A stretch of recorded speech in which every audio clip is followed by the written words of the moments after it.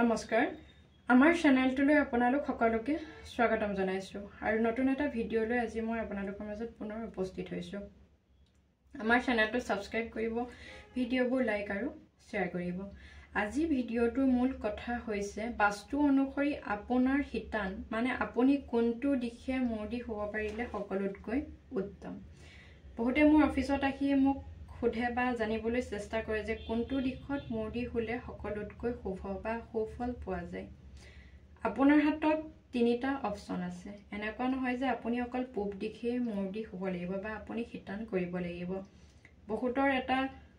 স্বভাৱ আছে যে পূব দিশে মূৰদি হোৱাটোই সকলোতকৈ উত্তম বা পূব দিশে মূৰদি হ'ব লাগে মানে হিতান পূব দিশে কৰিব লাগে কিন্তু তেনেকুৱা কথা নহয় আপুনি যদি এজন প্ৰাপ্তবয়স্ক ব্যক্তি আপোনাৰ ঘৰত যদি আপোনাৰ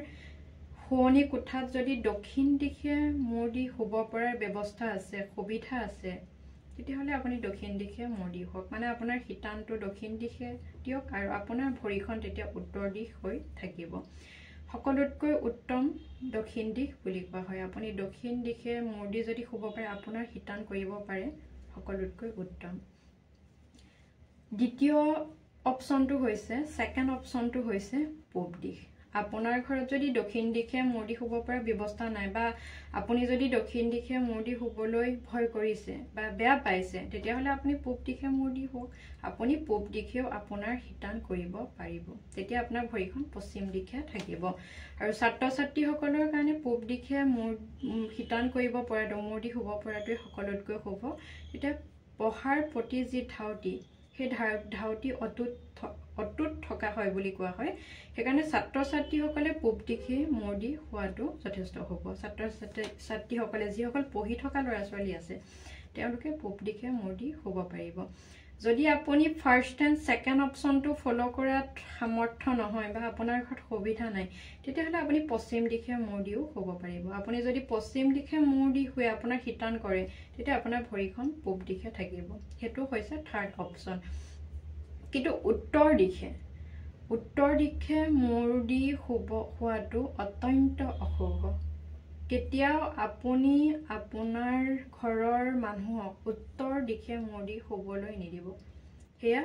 শুভ নহয় আপুনি আপোনাৰ স্বাস্থ্যৰ ক্ষেত্ৰত যদি কোনোবা উত্তৰ দিশে মূৰদি হয় আপোনাৰ স্বাস্থ্যৰ ক্ষেত্ৰত আপুনি বহুখিনি সমস্যা দেখিবলৈ পাব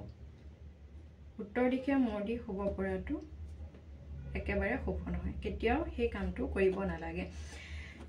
কেনেবাকৈ যদি আপোনাৰ ঘৰটো কৰ্ণাৰ হয় তেতিয়াহলে আপুনি কি কৰিব যদি আপোনাৰ ঘৰটো কৰ্ণাৰ হৈছে তেতিয়াহলে আপুনি সাউথ ওয়েষ্টত মূৰদি হ'ব পাৰিব আপুনি ইষ্ট সাউথত কৰ্ণাৰত আপুনি মূৰদি হ'ব পাৰিব আপুনি এটাই লক্ষ্য ৰাখিব আপোনাৰ মূৰটো যাতে আপোনাৰ হিতানটো নৰ্থ ইষ্ট কৰ্ণাৰত নপৰে যদি আপোনাৰ ঘৰটো কৰ্ণাৰ চুকৰ দৰে হয় তেতিয়া এটা কথা লক্ষ্য ৰাখিব যাতে আপোনাৰ হিতান আপুনি যিটো দিশত মূৰ দিছে সেই দিশটো যাতে নৰ্থ ইষ্ট নহয় সেই কথাখিনি লক্ষ্য ৰাখিব বাকি আপুনি দক্ষিণ দিশে পূব দিশে পশ্চিম দিশে এই তিনিটা দিশত আপুনি হিতান কৰিব পাৰিব আপুনি মূৰদি হ'ব পাৰিব কোনো ধৰণৰ অসুবিধা নহয় বা কোনো ধৰণৰ আপোনাৰ জীৱনত কোনো ধৰণৰ সমস্যা নাহে এটো নহয় যে আপুনি পূব দিশে হিতান কৰিব লাগিব বা পূব দিশে মূৰদি হ'ব লাগিব আজি মোৰ ভিডিঅটো ইমানেই আছিল এতিয়া আপোনালোকৰ মাজৰ পৰা বিদায় লৈছো নমস্কাৰ